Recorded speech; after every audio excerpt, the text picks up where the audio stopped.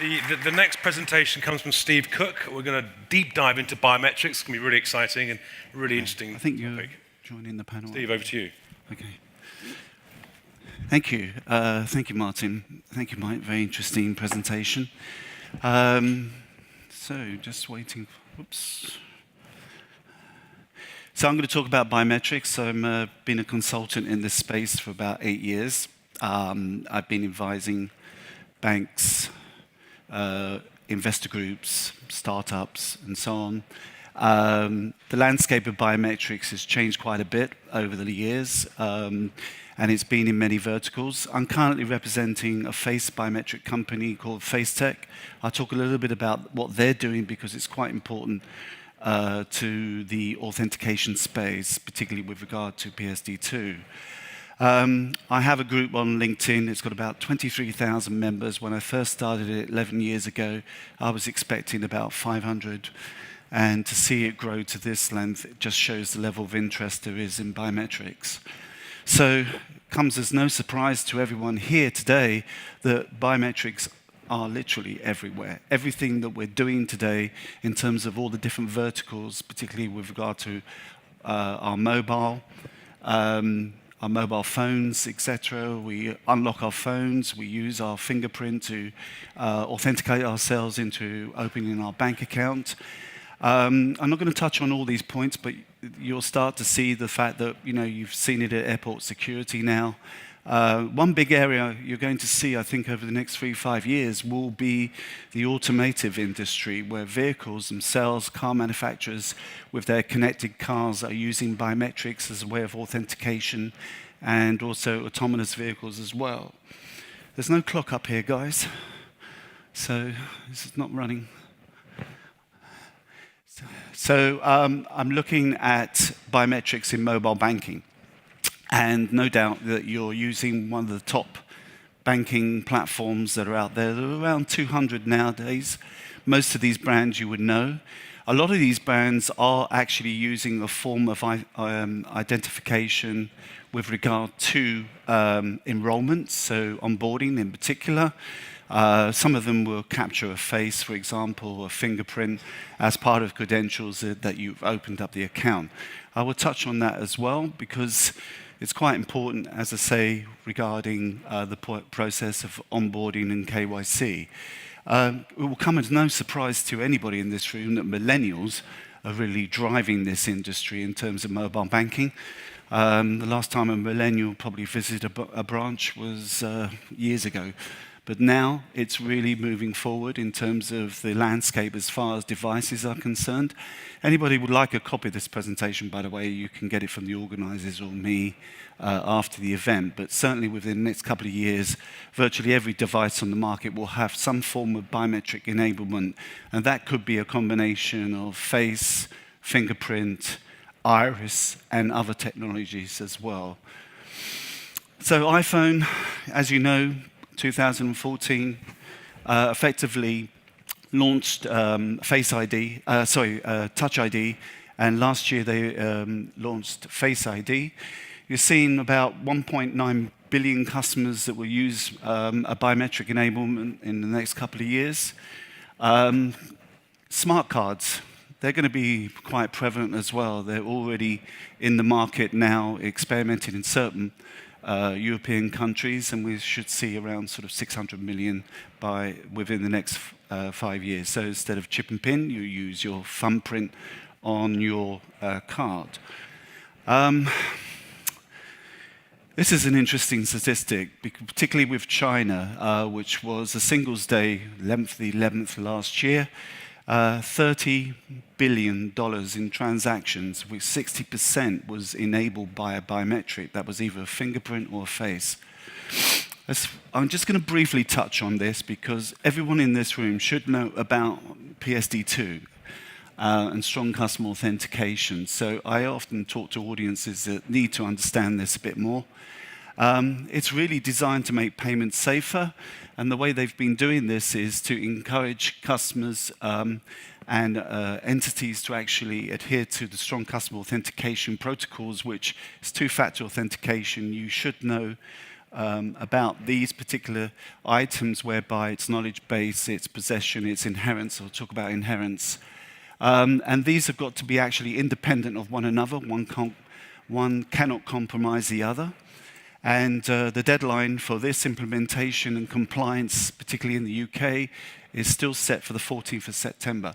I personally think it's going to get extended because many merchants, many banks are not ready. So inherence is certainly part of this dynamic linking with regard to the payments. There'll be an authorization code that will be actually connected to the payment channel. Strong customer authentication is not going to be needed for every single payment because low risk, low fraud rates, contactless payments, and a number of other schemes would not require SCA. It's still really determined as to what that was going to be. Let's talk about in the actual biometrics themselves, the breakdown into two, physical and behavioral. Behavioral biometrics is something that monitors your session in terms of the way you hold your phone, your touch type, your speed, your flow. This is actually a process called continuous authentication. But the elements of the physical side, face, fingerprint, hand, palm, iris, and so on, these are going to be actually part of your digital identity in the future, if not now. Fingerprint has been predominantly the largest section, but over a survey back in December showed that face was actually increasing quite a bit, again, through iPhone 10. So here is what I'm going to just touch on. Basically, it has its challenges. What are the pros? What are the cons? And not everyone in this room will understand what are the challenges with regard to biometrics. But certainly on the pros side, there's a vast majority of people, consumers that are in favor of biometrics using today, and this rises to around 90% that will use it in the future when it's deployed more and more. This is why banks are considering it. It's certainly increasing customer engagement. You start to look trendy, increases the brand perception, helps to reduce costs because passwords are troublesome, they're friction, particularly if you have to have a password reset and so on, and it also enhances the security. So environmental conditions actually do affect biometrics. In particular, typically fingerprints, we get frustrated when we can't open our phone because the fingerprints are dry. Voice has issues over background noise and so on. Face has issues now, whereby photos, videos, masks, mannequins, AI modeling can be troublesome. So the problem with biometrics is spoofing. Spoofing is an impersonation and presentation attack that causes to defeat the system, particularly in the digital channel, where you're seeing onboarding with a fake document and a fake selfie. Many solutions today with regard to selfies are not secure. So spoofing is an issue. Face ID was broken. Iris has been broken. Voice has been broken. And so how do you get the trust with the consumers? But there's now actually a new threat. AI is becoming a problem. It's good in one way, but bad in another, because fraudsters, criminals have found ways to get past it. And this is a typical 3D printed mask example where it can actually open up a Samsung.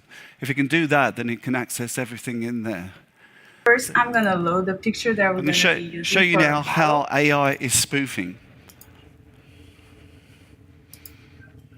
Then we adjust the control points over here, just like the example shows, and it's going to generate a basic mesh. So on this step, we can spend as much time as we want adjusting all these control points to be as accurate as possible, adjusting it to our picture. We're going to keep it simple and just make some very simple corrections, and our model is going to be ready to go. But you can spend more time if you like, and you're going to get a more realistic result. Once you're ready, just click Next, adjust the orientation of your picture. Now we can start animating it if we want. So for example, if I want to import a talking animation, and the software already has many examples that are provided to us, we We can just load it and our model is ready to go and it's talking. Another example of what we can do is control it real time. So for example, I can move my mouse and it will make the model look around, and I can click and it will blink. You could imagine that for liveness technologies that use this type of indicator, whether the subject is blinking or smiling or looking around, I could be just holding my phone right here, moving my mouse, and responding to whatever the software asks me to do.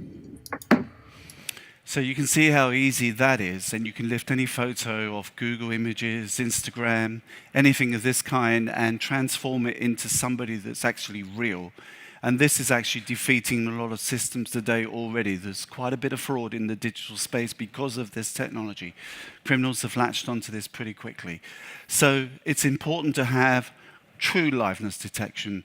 True liveness detection, as you've seen today, was safe a couple of years ago, where you could blink, you could smile, you could nod your head in the onboarding process. But as you saw in that video, that can now be spoofed. So Gartner has spent a great deal of energy on this particular issue, because they are now recommending to everybody to buyer beware. Many vendors in the market making lots of claims about anti-spoofing technology, but they haven't really solved it, apart from one. This is the company I represent, because this company is focused on true liveness detection using what they call as perspective distortion, or zoom technology. This is actually not 2D, but 3D. It creates a 3D face mesh with regard to the actual face itself.